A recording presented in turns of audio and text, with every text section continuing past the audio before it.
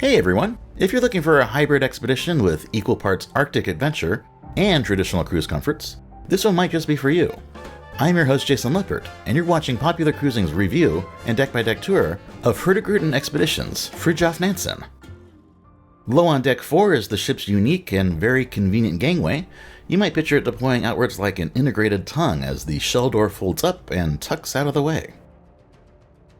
Once on board and checked in, the grand atrium really does impress for a ship of its relatively small size. Towering above is truly an expansive LED screen, displaying scenic videos, and a series of Willy Wonka-esque glass elevators to whisk you away to private suites and staterooms, as well as a host of public venues. For instance, on deck 6 is the reception desk, where guests can interact with the ship's friendly hotel staff.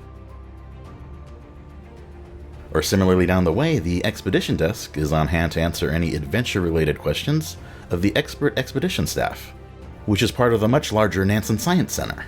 There is no theater on board, nor much in the way of entertainment, unfortunately, but this very interesting lab facility is composed of photo and library areas, plus specimen examination stations, complete with microscopes, and a convertible lecture hall.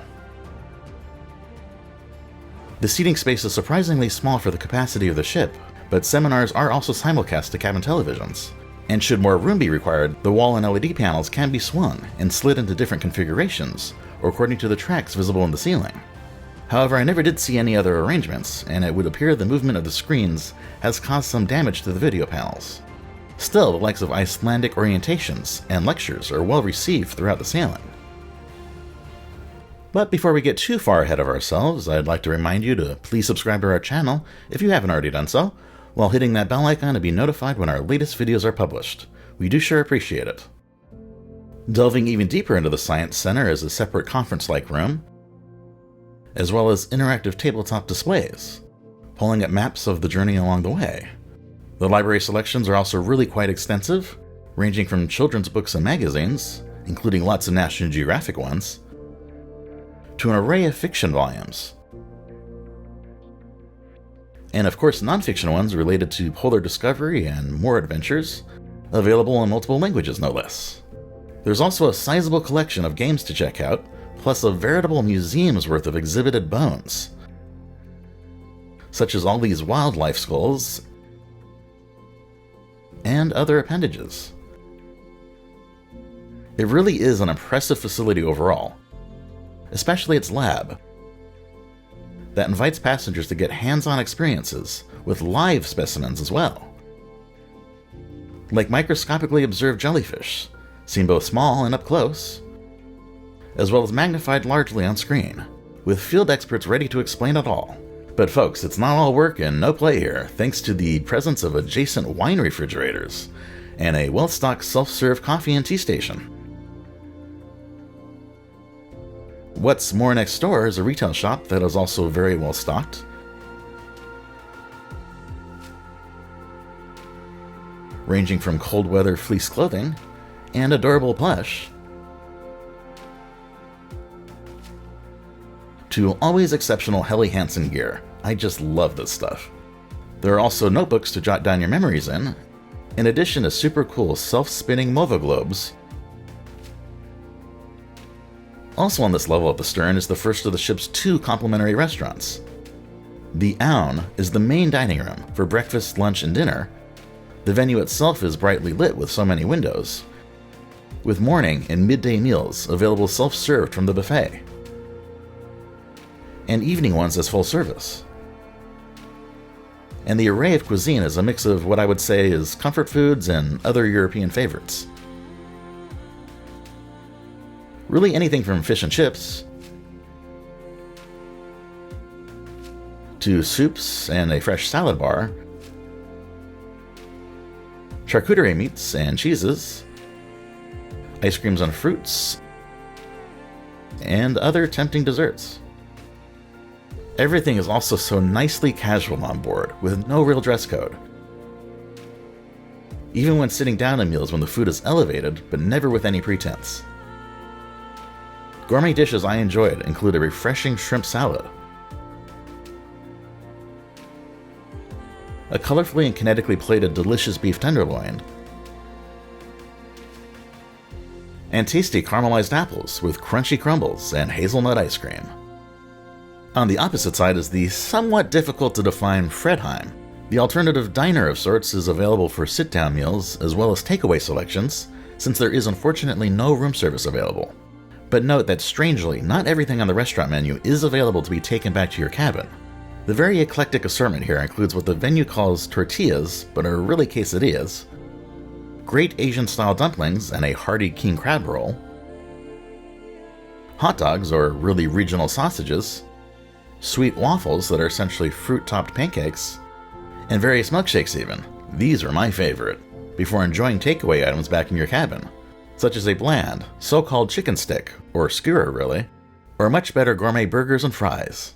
In front of it all on Deck 6 is lastly one of the ship's several observation decks. This awesome one that wraps around the Science Center is almost entirely sheltered from the elements, nearly making it a secondary observation lounge if only it were climate controlled. Here passengers were treated to a playful crossing of the Arctic Circle ceremony, complete with a showing from King Neptune, and frigid ice baths.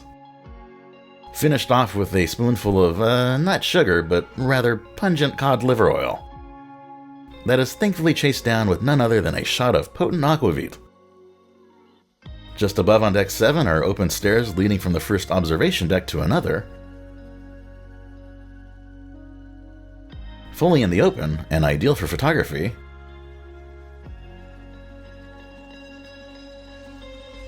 with uninterrupted views to the front and sides of the ship.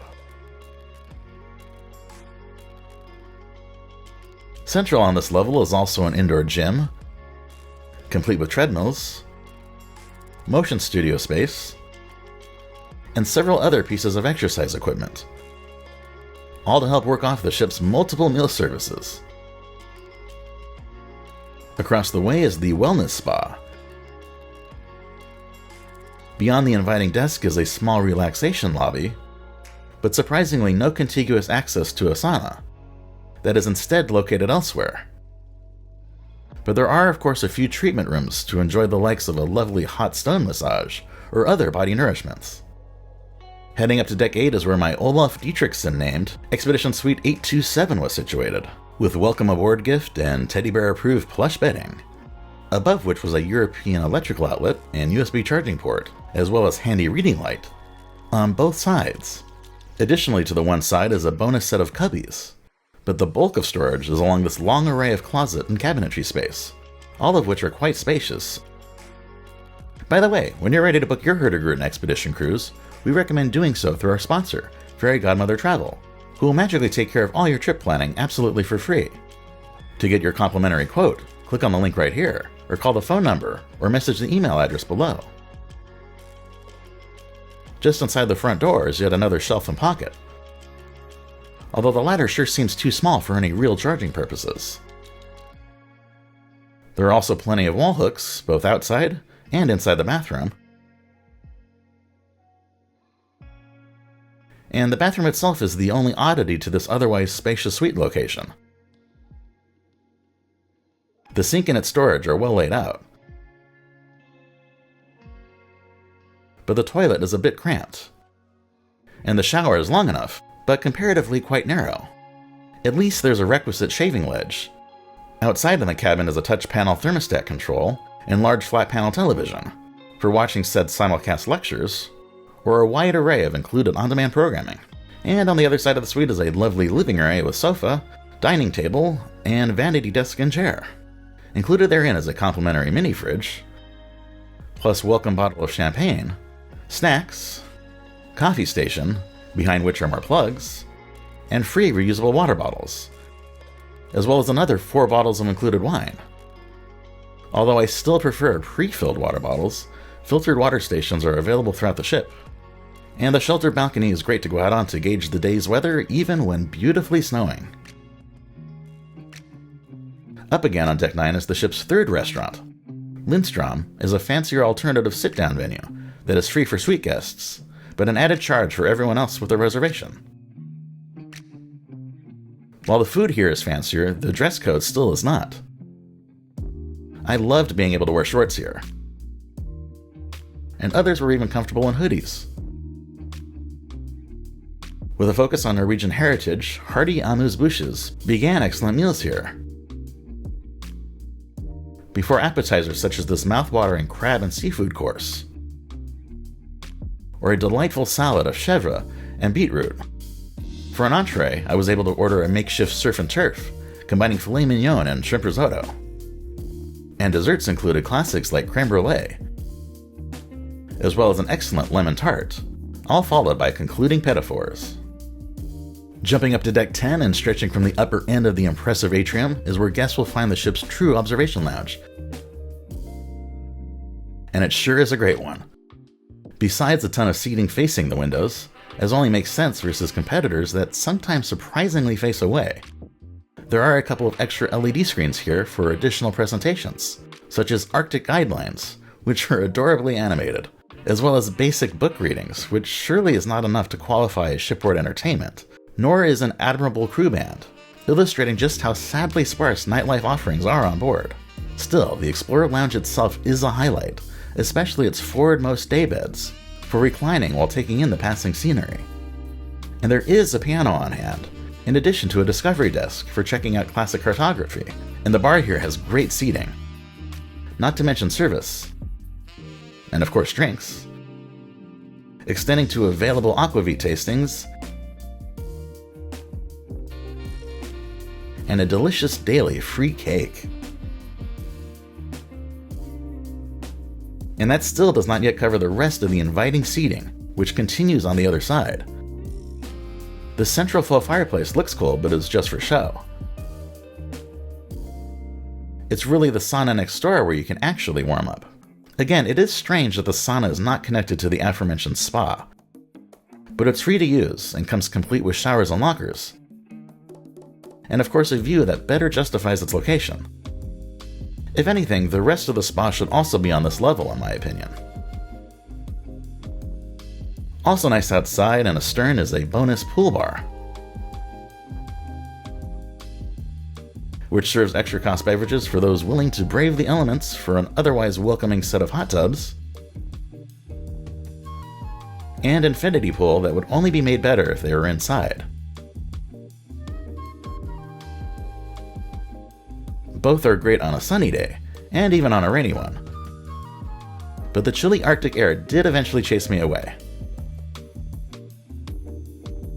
Perched yet one more deck above on 11 is an outdoor gym, running track, and effectively third observation deck, wrapping around the entire ship for views in any direction. And yes, for getting those steps in, as well as taking advantage of the outside exercise equipment. But for me, this is truly the best spot for wildlife viewing, because as animals can change direction at moment's notice, here it's easiest to switch sides and follow whales and other sea and air creatures, especially when you're ready to capture it all with a telephoto lens. Last but certainly not least, passengers must make their way down to Deck 3 to access the expedition launch area and get ready for adventures off the ship.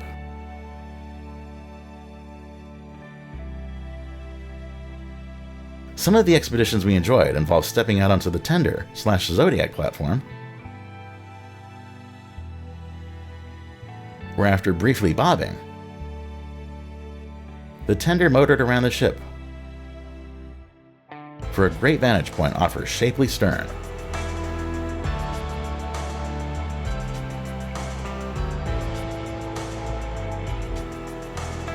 Before passing returning tenders, and arriving at our first stop in Iceland. I'm not even going to try and pronounce this one.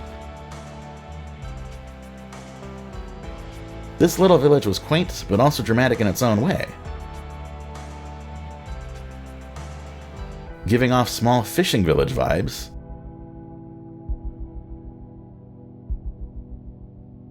and also Wes Anderson-style symmetry for capturing cinema-like shots.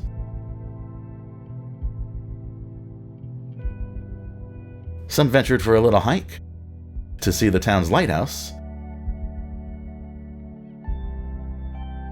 and also a great view of the ship anchored beyond, but I stayed below to briefly enjoy the local maritime sculpture. Later on during the cruise, guests in Isafjordur were game to try their hand at not Viking axe throwing, due to safety, but rather Icelandic boot throwing as a pierside alternative. It made for a hilarious sport to watch from my balcony, even if it did reveal some quote-unquote cheating. In Hofsos, Iceland, the ship deployed the Zodiacs for an even more expeditionary experience. And yet another great opportunity to see the hybrid electric-powered ship from water level, before jetting off at a greater distance in front of the bow, to attack the waves with the rigid inflatable boats, and take some pictures of the breathtaking landscape. Soaring, local birds included. The basalt column patterns here were just stunning, as were the geologic formations along the coast. This day was also a great illustration of how Zodiacs and tenders were occasionally launched in unison for a unique hybrid of another kind, combining expedition and traditional cruising, before returning ourselves and stepping back on board in preparation for the next adventure in Siglufjordur. This mostly industrial town was super scenic, thanks to snow-capped mountains all around, and a little church further welcomed us. Before we were entranced by the historic fishing location, the Herring Era Museum included. I have always been fascinated by industrial archaeology, so perusing all the old processing remnants was a treat, and quite a time capsule at that. Discovering all sorts of mechanical remnants, such as giant boilers, and a mysteriously decapitated wheelhouse, plus abandoned pier plankings.